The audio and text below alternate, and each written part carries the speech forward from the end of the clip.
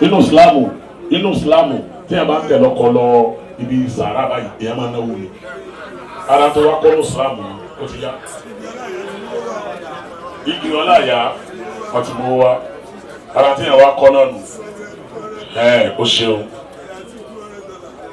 Alatik $200 travels and tours bó o bá lọ mọ́kà àmọ́ bọ̀ wá bálẹ̀ àti kìlọ̀ màmá wa lọ́wọ́ ọkọ̀ ọ̀tọ̀ mi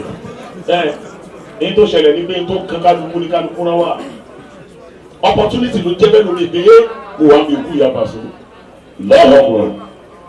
lẹ́yìn tí a tán sí ìyá Paso yìí o ládùúgbò wọn mọ àwọn kan sí o ládùúgbò wọn ẹnìkan kú kó lọ́bẹ̀ o Alatik pẹ̀lú yẹ oya Adikas ohun sàrà Alatik travels and tours ọlá arúgbó delight pẹ̀lú yẹ àjọwò amáka pẹ̀lú yẹ àti Paso ni Gbẹ̀ngà márùnsẹ̀ Adikas alájà méjìlá oya Ọ̀ṣun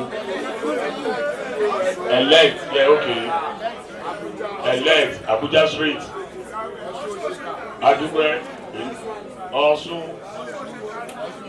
báyìí àmú ọ̀dọ̀ fún yín Ọ̀ṣun ẹ kí àwọn ọlọ́wà lórí ìjókòó kẹ mú wá ọwọ́ sì má jáná sí wa kàkí ìlú àdúgbò lọ́yìn láwọ́ kánà Ọ̀ṣun الذين يبخلون ويأمرون الناس بالبخل أنتم هؤلاء تجعلون في سبيل الله فمنكم من يبخل وتري nǹkan Kùránì lọ́wọ́ àwọn ìyá wa màmá wa Alájà Kẹ́mi Ọmọlé 10,000